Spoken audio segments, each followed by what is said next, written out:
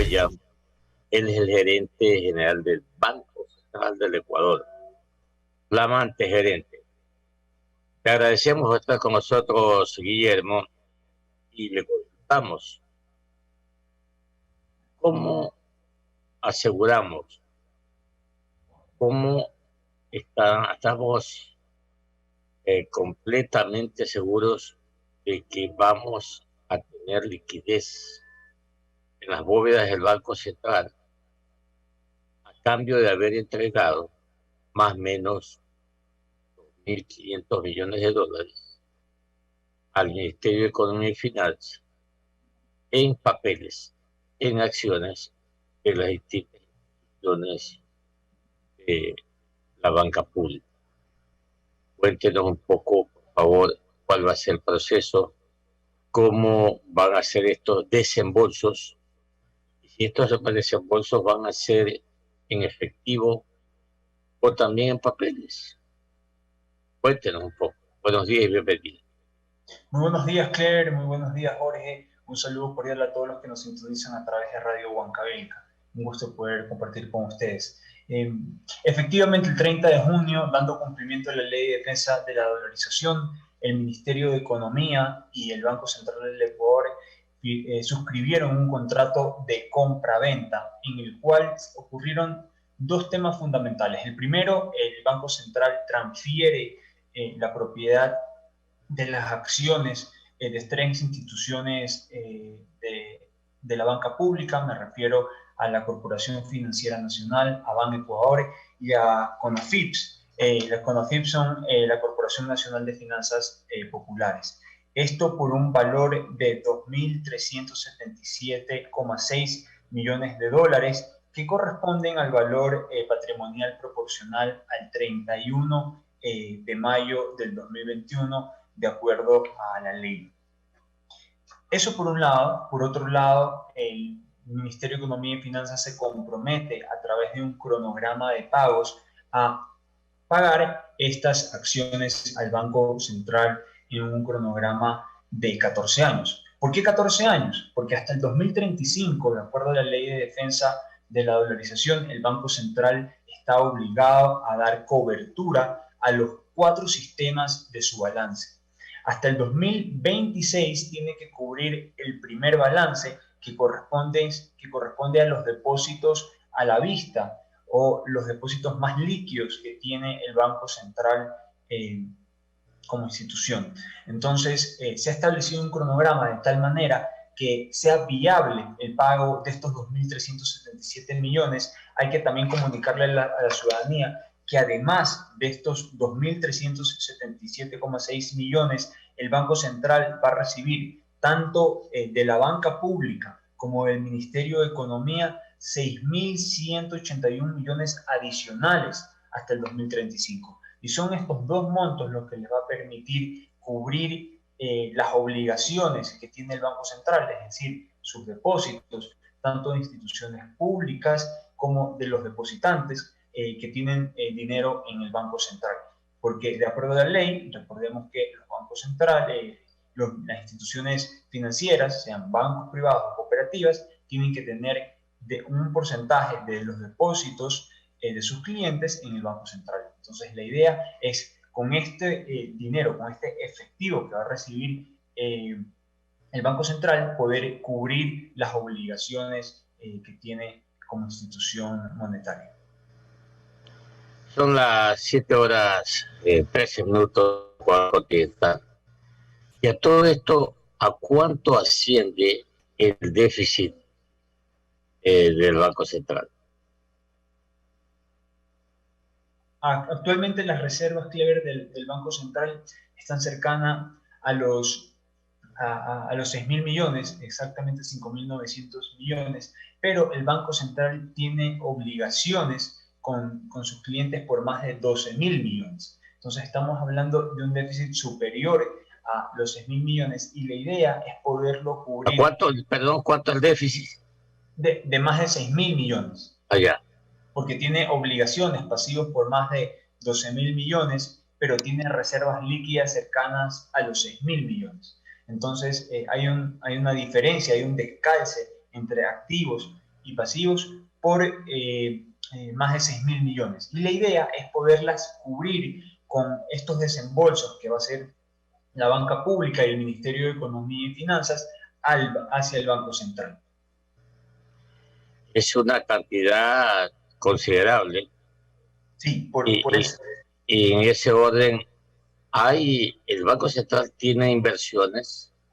Sí, de acuerdo. La idea es que el Banco Central pueda realizar inversiones de corto plazo, seguras, líquidas, para que cuando sus clientes necesiten ese dinero, tenga disponibilidad para otorgárselos definitivamente, rápidamente. Lo que ha sucedido es que, por ejemplo, en el caso de las acciones, tanto de CFN, de Ban Ecuador o de Conafips, son activos productivos porque generan un rendimiento, pero no son líquidos, no se pueden transformar rápidamente en efectivo. Y por eso se da justamente este traspaso que lo que busca es fortalecer a través de esta suscripción y de este cronograma de pagos que se ha firmado con el Ministerio de Economía. Lo que se busca es mejorar el balance del Banco Central por un lado, devolverle la liquidez al Banco Central y proteger la dolarización. Guillermo, ahora es de conocimiento público y en campaña política se escuchó, o la ciudadanía escuchó mucho, de que el Ecuador tiene reservas en el exterior y que estas reservas ascienden a más o menos 8.000 millones de dólares. ¿Eso es real? ¿Y cuánto está ganando el Ecuador en eso, en renta? Sí, el monto de 8.000 millones no es correcto. El Banco Central, la Reserva Internacional superó ligeramente los 7.000 millones, pero no llegó a los 8.000 millones. Actualmente, como le comentaba, se encuentra en 6.000 millones, 5.900 millones exactamente. Y una parte de eso corresponde a las reservas de oro. Y las reservas de oro superan los 1.500 millones. Entonces, no estamos hablando que el Banco Central del total de la Reserva Internacional es efectivo y tiene invertido en el exterior todo ese monto, porque como le menciono, un porcentaje importante corresponde a inversiones de corto plazo, ¿verdad? Y por otro lado hay inversiones o el oro monetario con pureza del 99,9% y efectivamente el portafolio de corto plazo son inversiones líquidas, tal vez no muy rentables, ¿verdad? Pero muy seguras, que es finalmente el objetivo de una reserva internacional. Son las 7:18, dialogando aquí con el gerente general del Banco Central, Guillermo Avellán. Tenemos una nueva ley, la ley que protege la dolarización. Y esta ley le ha regresado, si me permite el término, la autonomía al Banco Central. ¿Cuál va a ser el rol del Banco Central en el desarrollo de las billeteras digitales y la disminución de los costos por las transferencias que se dan en el ámbito electrónico, mi estimado Guillermo? Muchas gracias, Clever, por la pregunta, porque es muy relevante. Se está trabajando justamente en un programa acerca de los costos financieros para los usuarios. Es importante mencionar que una de las funciones esenciales del Banco Central del Ecuador es el sistema de pagos. Actualmente en nuestro país existen las transferencias ocurren a través de un sistema privado o a través del sistema interbancario del Banco Central, el SPI, que se conoce, el Sistema de Pagos Interbancarios. Y la gran mayoría de las transferencias electrónicas se dan a través del SPI del Banco Central. Por lo tanto, ya ha comenzado a trabajar el Banco Central en menos de un mes que he tenido en funciones. Ya hemos instalado una mesa de trabajo tanto sector público como privado, para ver posibilidad de poder generar una reducción en los costos financieros que promueva la inclusión de la ciudadanía al sistema bancario, al sistema de las cooperativas. La idea es promover la inclusión hasta a través del sistema de pagos. Dentro de la sugerencia de servicios del Banco Central hay una dirección que se encarga específicamente para eso y estamos trabajando ahora con el sector privado justamente para identificar los cuellos de botella que nos impiden promover el desarrollo y bancarizar a más personas. 7 de la mañana, 20 minutos, aquí en Huancavelica 830M, dialogando con el señor Ballester y Guillermo Avellán, el gerente general del Banco Central del Ecuador. De mi parte, la última, Guillermo.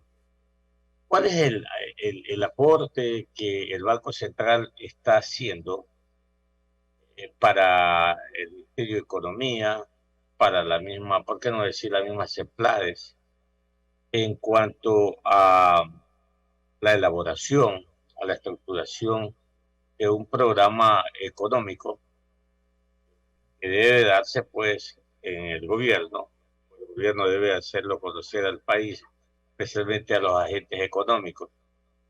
Y en estos momentos, estamos en el mes de julio, a fines de agosto ya debe estar una proforma presupuestaria para el año 2022. En ese orden, ¿cómo andamos, Guillermo?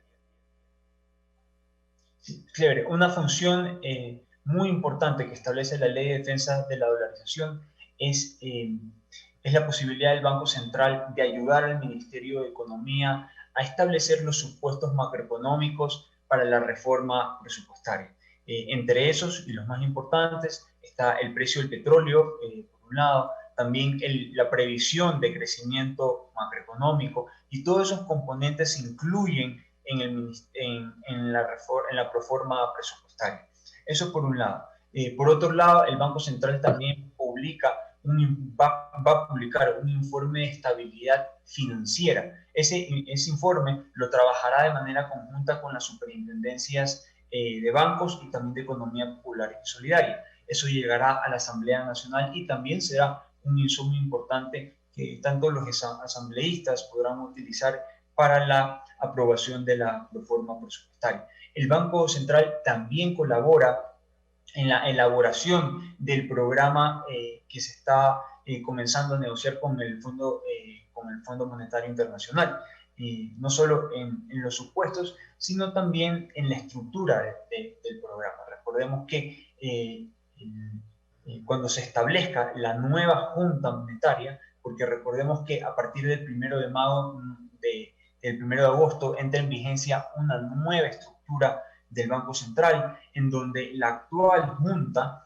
que es única, va a ser reemplazada por dos juntas. Por un lado, la junta financiera, que se va a encargar de normar y regular todo el sistema financiero, como también los servicios que brindan las aseguradoras, los seguros de salud, y por otro lado la Junta Monetaria, que se va a encargar de regular y de vigilar las acciones del Banco Central del Ecuador en materia monetaria.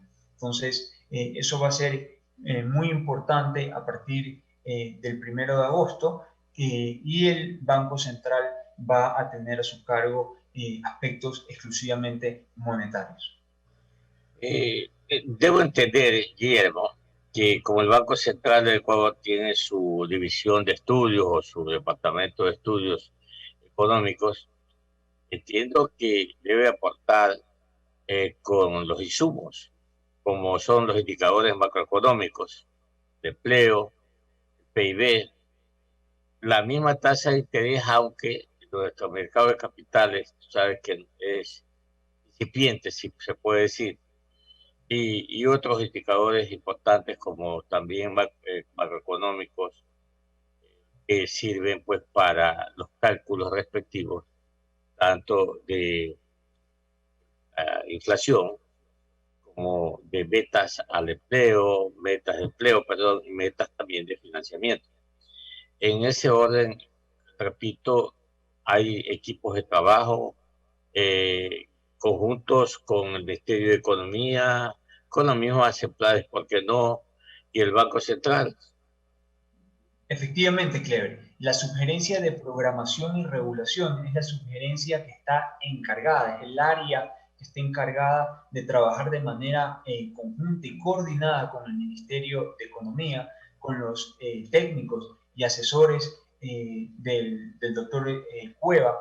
Ya se han tenido varias reuniones al respecto. También se recibe asistencia técnica de organismos multilaterales que contribuyen en diferentes áreas, por ejemplo, en materia de balanza de pagos, en materia de previsiones macroeconómicas.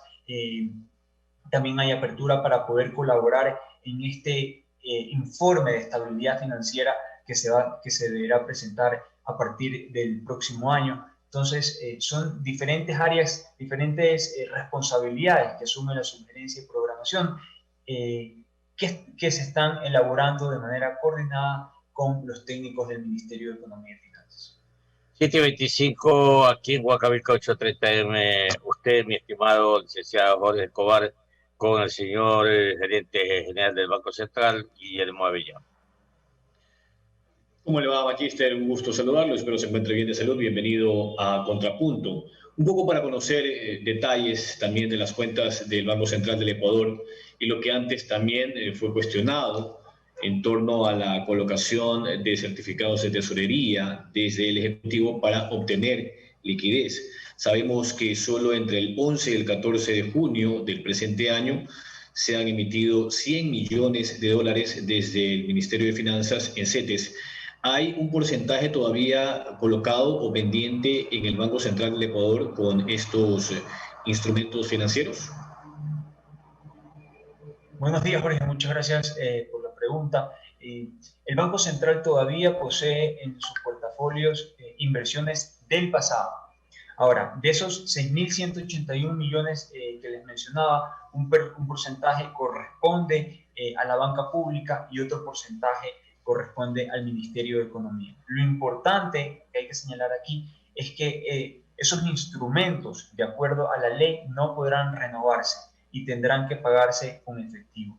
En la medida que vayan venciendo esos papeles, que vayan venciendo esas inversiones, el Banco Central va a comenzar a recibir el capital y evidentemente los intereses, y eso va a fortalecer, va a cubrir las obligaciones que actualmente no están cubiertas por parte del Banco Central. Y ese descalce que yo conversaba con Clever al inicio de la entrevista va a comenzar a reducirse en la medida que estas inversiones que ha realizado el Banco Central del Ecuador se vayan venciendo. Entonces, existe un cronograma de tal manera que para el 2026 el Banco Central tenga cubierto su primer sistema de balance, que son los depósitos a la vista que tiene el Banco Central, los depósitos más líquidos, y después va a ir cubriendo hasta el 2035, que es la fecha límite para cubrir los 4 sistemas del balance, y en ese momento el descalce entre pasivos y activos va a desaparecer. Ok, si el déficit es $6.000 millones en el caso exclusivo de CETES pendientes, ¿a cuánto asciende el valor? Sí, se lo puedo dar en un momento, pero de los 6.181 millones, un gran porcentaje corresponde a los bonos del MEF, del Ministerio de Economía y Finanzas, y una parte ya más pequeña al porcentaje de la banca pública, principalmente certificados que se tienen del Ministerio de la CFN y de Ban Ecuador. Ahora, usted hablaba hace un momento también de los costos por servicios financieros. En ese sentido, también hay mucha expectativa en la ciudadanía, más aún ante esta situación económica tan compleja.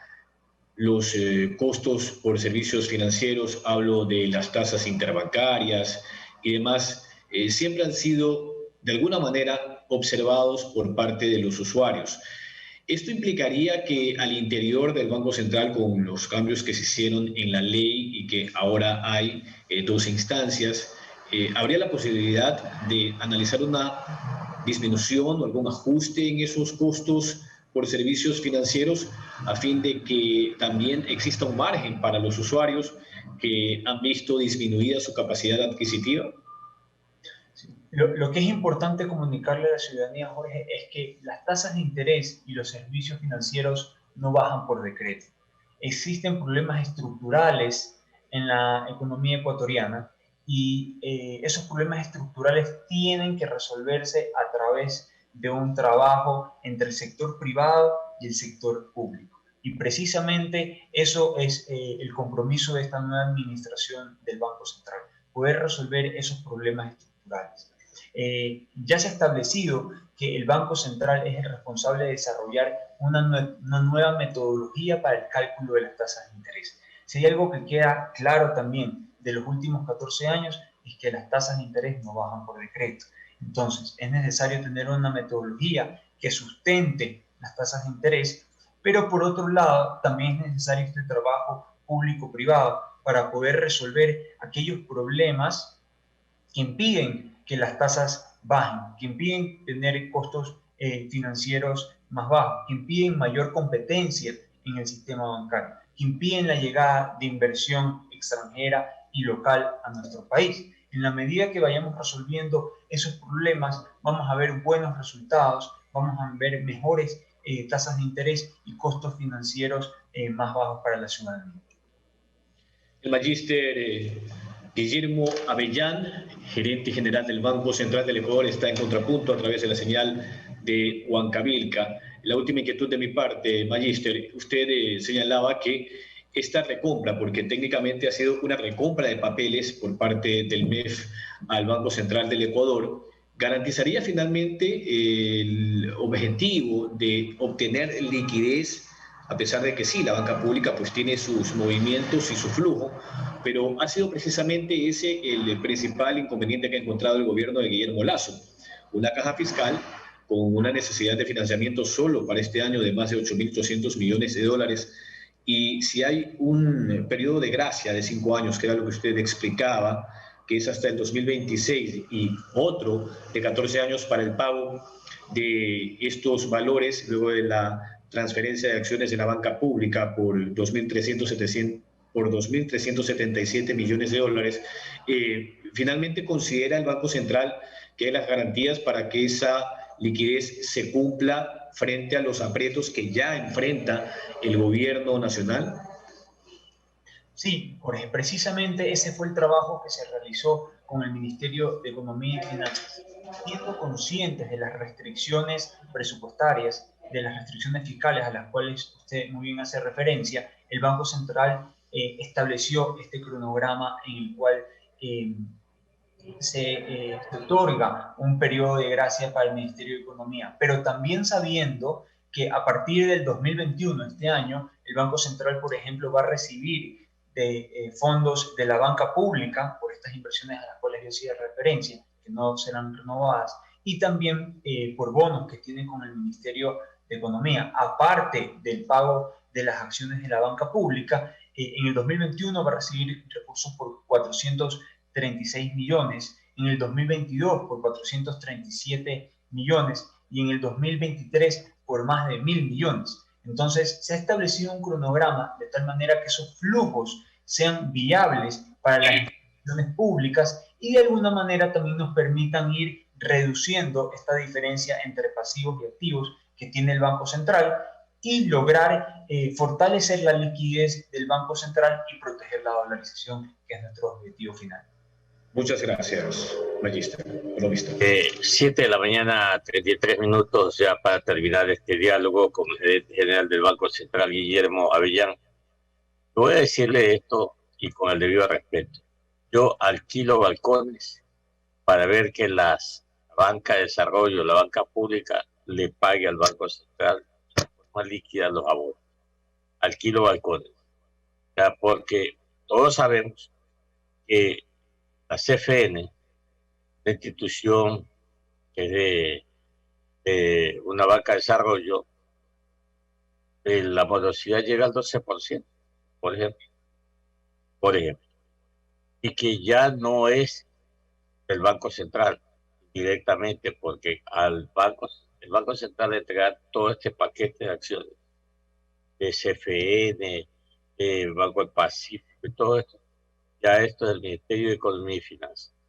Ya el Banco Central que era pongámoslo así, como un dueño indirecto, ya no es, ya es acreedor del Ministerio de Economía y Finanzas. Eso es lo que es el Banco Central.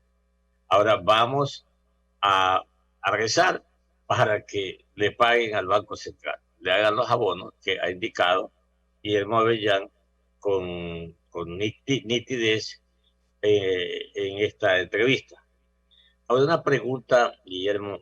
Usted ha dicho varias veces aquí en el programa que hay gente del Fondo Monetario Internacional acá, pongámoslo entre comillas, ayudándonos a estructurar un programa financiero, el mismo pues que de alguna manera se va consensuando a fin de presentarlo a las autoridades del del Fondo Monetario Internacional y reabrir o reiniciar o reestructurar, que es como lo que podamos nosotros interpretar. Lo cierto es que un nuevo acuerdo con el Fondo Monetario Internacional a fin de lograr dos cosas. Por un lado, una liquidez, un dinero de parte del fondo mismo, y por otro lado, el aval del fondo en el mercado del dinero internacional.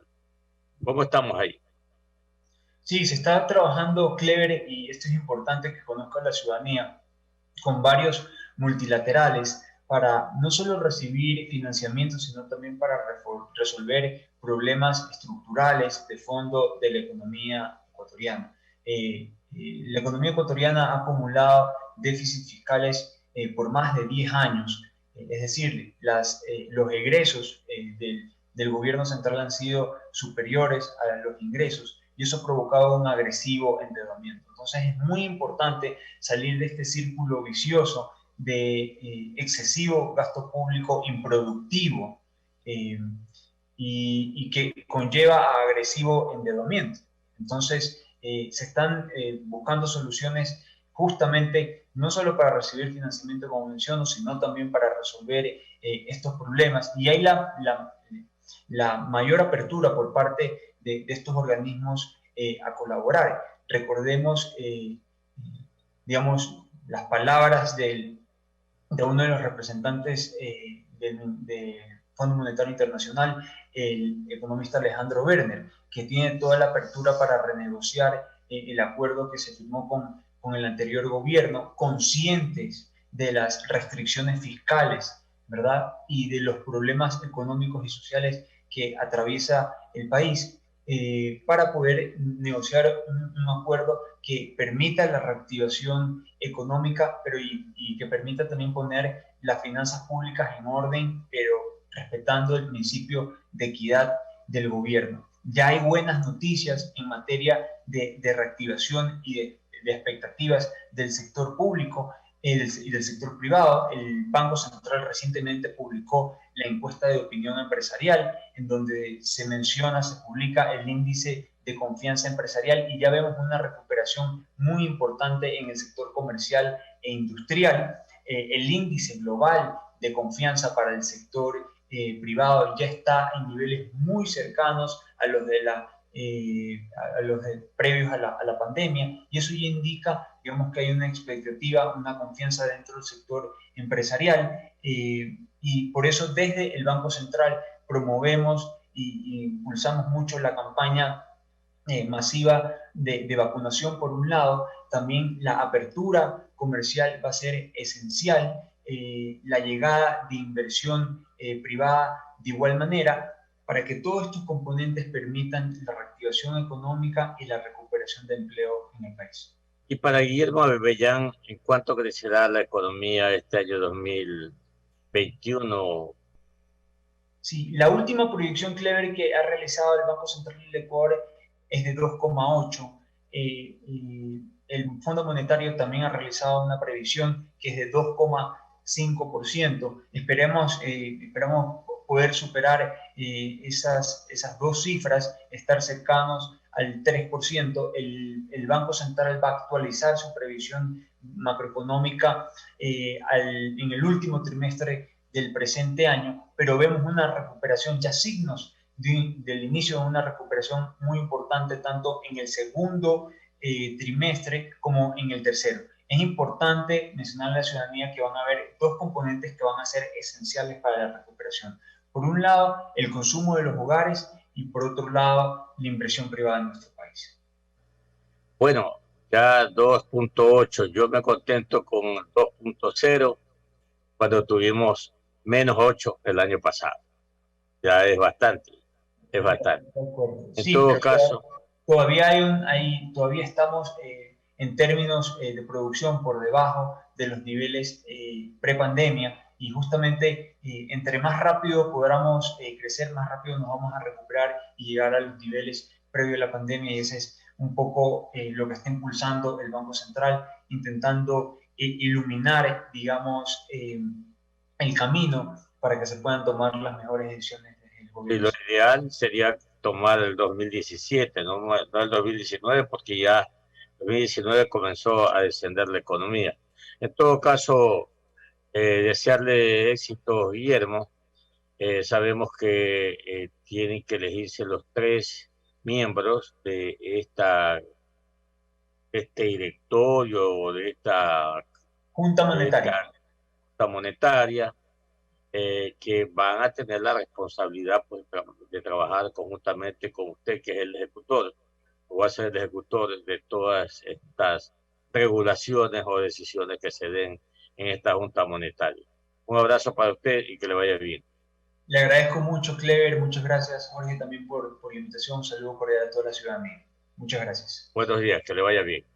Son las